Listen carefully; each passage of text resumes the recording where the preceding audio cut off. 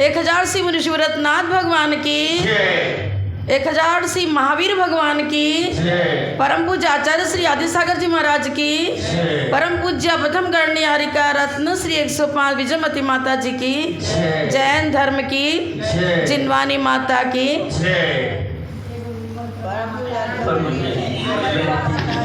समस्ते आरिका माता जी संघ की जय। भवार्णवे जंतु समूह में न माकर्षयामा सही धर्म पोतात मज्जन्तमुद्विक्षयेन सापि श्रीवर्धमानं प्रणमाम्यहं तं, श्रीवर्धमानं प्रणमाम्यहं तं।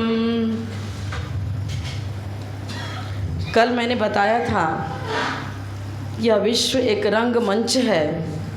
इस पर दो पात्र अपना अभिनय प्रस्तुत करते हैं, एक पुण्य और दूसरा पाप। भगवान महावीर का जब पावन जीवन हम प्रारंभ से पढ़ते हैं तो उनकी भवावली को देखकर हृदय कांपने लगता है।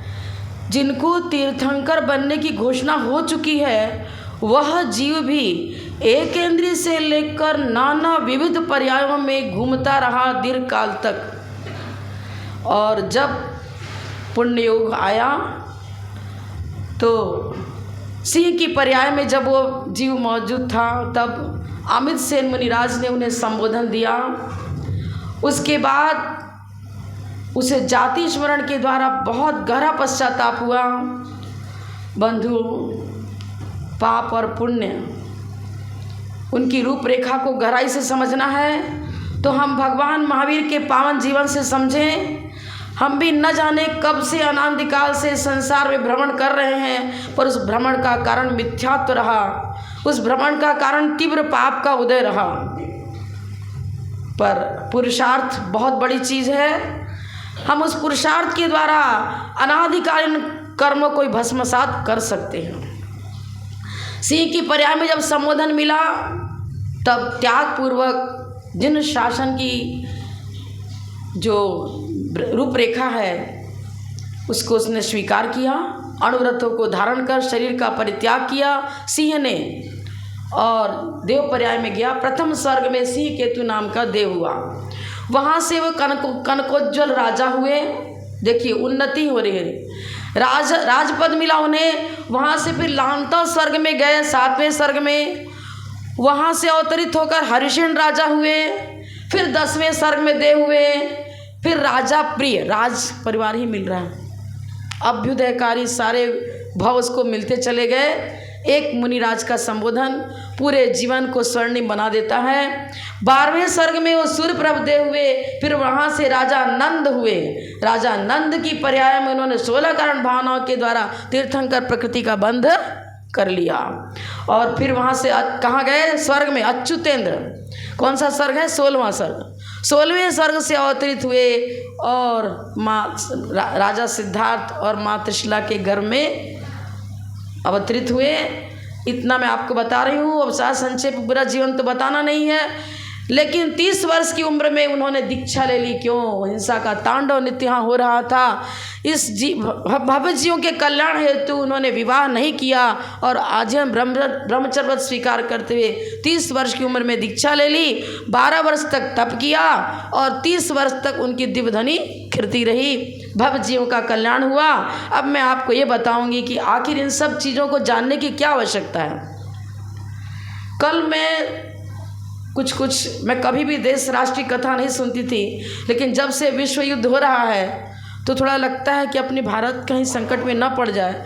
इस भावना से मैंने थोड़ा सा 10 मिनट पढ़ा, तो उसमें जब मोदी जी का कुछ चल रहा था विषय, तो हुआ कि एक हाइड्रोजन बम तैयार हुआ है अमेरिका के द्वारा, और एक परमाणु बम भी किसी ने तैयार किया है।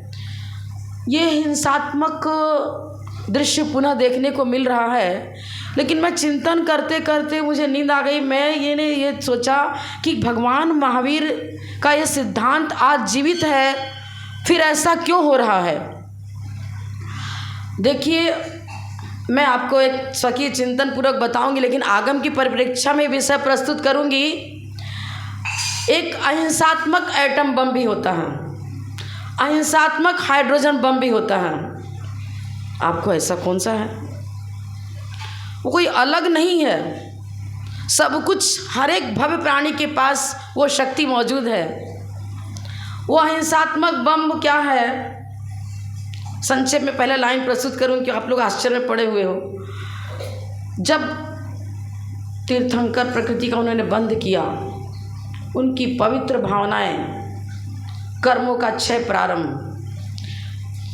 एक हिंसात्मक बम, एक अहिंसात्मक बम, जिनसे कर्म शत्रुओं का नाश होता है, वह अधःकरण अपूर्वकरण की भूमिका ही वो शक्तिशाली बम है, जिसके द्वारा वो विस्फोट होता है जो जीव को अनादिकाल से बंधन में लगा। पूर्ण स्वतंत्रता, स्थायी स्वातंत्र चाहिए। ये स्वातंत्र स्थायी नहीं, आज उसकी जीत कल उसकी जीत, वो हारा वो जीता। हमें तो वो स्वातंत्र चाहिए, वो दिव्य शक्ति हमको एकत्रित करनी है भगवान महावीर की देशना से, जिससे हम वो अहिंसात्मक बम तैयार करें। वो क्या है? जब दर्शन मोहिनी को फोड़ना होता है, तब भी अधःकरण अपूर्वकरण अनिवृत्तिकरण रूप परिणाम होते हैं। वह जीव अंतर्मुख प्रवृत्ति करता है और वीतराग परिणति ही वो दिव्य शक्ति होती है, जिसके द्वारा मिथ्यात्व का खंडन होता है। अनादि संसार मिट गया और निकट भव में भगवान महावीर जब उन्होंने सिंह की पर्याय से लेकर तीर्थंकर तक ले, तो मात्र 10 भव हुए। 10 भाव में उन्होंने अपने जीवन को पूर्णतः स्वतंत्र बना लिया। ये इस सर्वोदय का प्रतीक।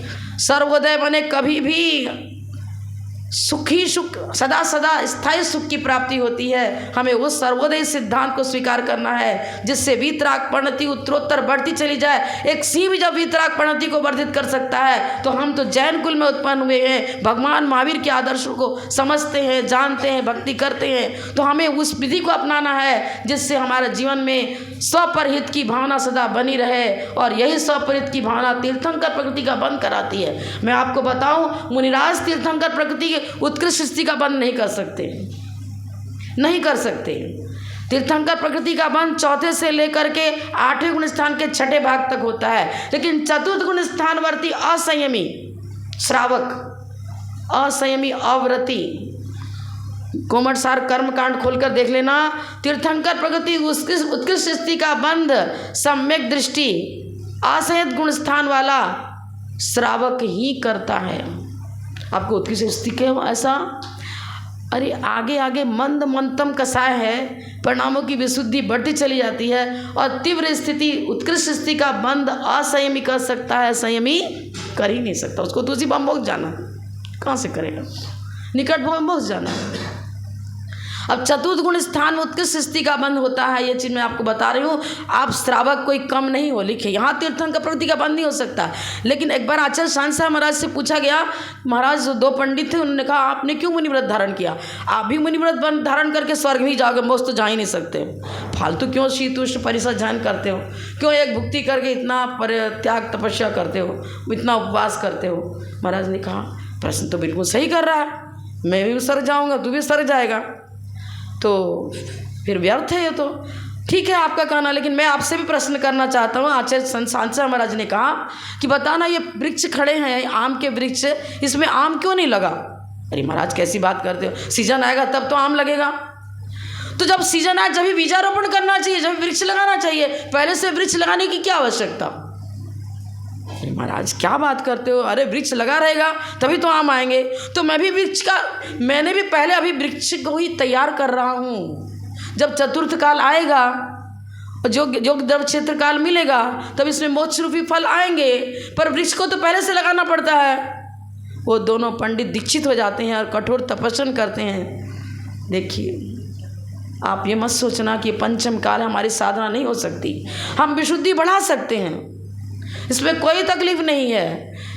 अभक्ष भक्षण त्यागो, रात्रि भोजन त्यागो, अपने जीवन को जितना बन सके, जितने 6ठे गुण 7वें गुण स्थान की भूमिका तक आज भी पंचम काल में पहुंचा जा सकता है। तो हमें यही करना है, इस महावीर जयंती को मनाते हुए अपनी आत्म जयंती, आत्मनिरीक्षण, आत्मपरीक्षण, आत्म संशोधन के द्वारा अपनी आत्मा को परमात्मा बनाने के लिए बीजारोपण इस पंचम काल में अवश्य कर लेना चाहिए। नहीं किया तो फिर आगे छठा काल तैयार है, न जाने कहाँ जाना पड़ेगा।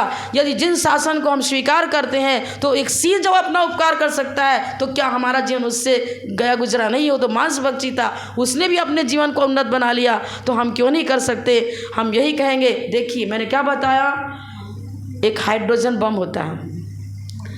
चारित्र मौनी की क्षपणा के लिए भी जब चारित्र मौनी को जीतना होगा तब भी अधकरण अपूर्वकरण अंतकरण परिणाम होंगे, और उसके द्वारा चारित्र मौनी की क्षपणा करते हुए केवल ज्ञान ज्योति प्रकट हो जाती है। पर वो वाला शक्तिशाली हाइड्रोजन बम मेरे पास नहीं है, तो कम से कम 6-7 गुण स्तर की उम्मीदता तक पहुंच सकते हैं। तो हम कम से कम वो परमाणु बम तैयार कर सकते हैं जिससे मिथ्यात्व का खंडन करते हुए हम अपने श्रम दर्शन को निर्मल बनाते हुए भगवान महावीर के तीर्थ को बढ़ाते हुए एक दिन स्वयं अपनी आत्मा को परमात्मा बना लें। इतना ही कहकर मैं विराम लेती हूँ। जय बोलो परम पूज्य अवधम गणनीय हरिका रत्न श्री 105 विजयमती माता जी की जय।